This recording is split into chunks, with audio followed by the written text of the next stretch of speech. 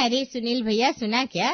रमेश जी के घर में तो बर्तन धोने वाली मशीन आ गई, वो भी महंगी वाली। हाँ बहन, सुना तो है, पर सोच रहा हूँ हमारे यहाँ तो हाथ से ही बर्तन धुलते हैं, वो भी झगड़े के साथ।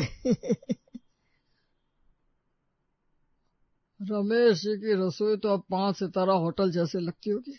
गैस से लेकर कुकर तक सब बिजली से चलता है। तीनों की हंसी और हैरानी में छुपी थी वो तुलना जो मोहल्ले के हर घर में चल रही थी कि किसके पास क्या नया आया और किसके पास नहीं। कल तो मैंने देखा सब्जी काटने वाली मशीन भी ले आए। अरे भैया, चाकू किस लिए बने हैं? सीमा जी कह रही थी हाथों से काटो तो हाथ दुखता है, मशीन से सब्जी भी होटल जैसे सच कर बनती है। और जब बर्तन भी मशीन धो रही है, सब्जी भी मशीन काटे, तो घर वाले करेंगे क्या? बस रिमोट पकड़ कर बैठेंगे। मोहल्ले में लोग जलन और बातें कर रहे थे। उधर रमेश के घर में गंभीर चर्चा चल रही थी, कौन सी मशीन खरीदी जाए जिससे मेहनत बचे, काम आसान हो और रुतबा भी दिखे।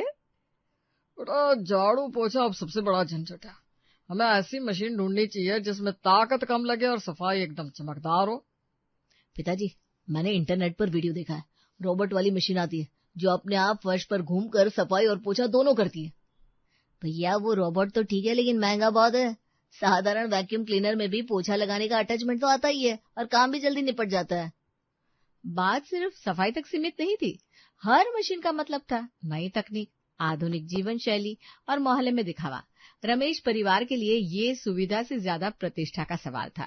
दिखावे की बात छोड़ो, उम्र ढल रही है। सीमा रोज झाड़ू पोछा करके थक जाती है। अगर मशीन से राहत मिले तो क्यों ना ले। बिल्कुल सही कहा पिताजी। वैसे एक नई वॉशिंग मशीन भी आई है जो सिर्फ धोती नहीं है बल्कि तुरंत सुखाकर इस्त्री जैसी चमक भी देती है।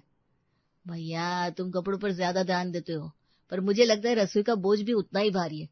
चॉपिंग और आटा गूंथने की मशीन जरूरी है। तीनों की बातों में फर्क था, पर सोच एक जैसी। सारा बोझ मशीनों पर डालकर इंसानी मेहनत कम से कम करना, घर आराम से चले और मोहल्ले में नाम भी बने।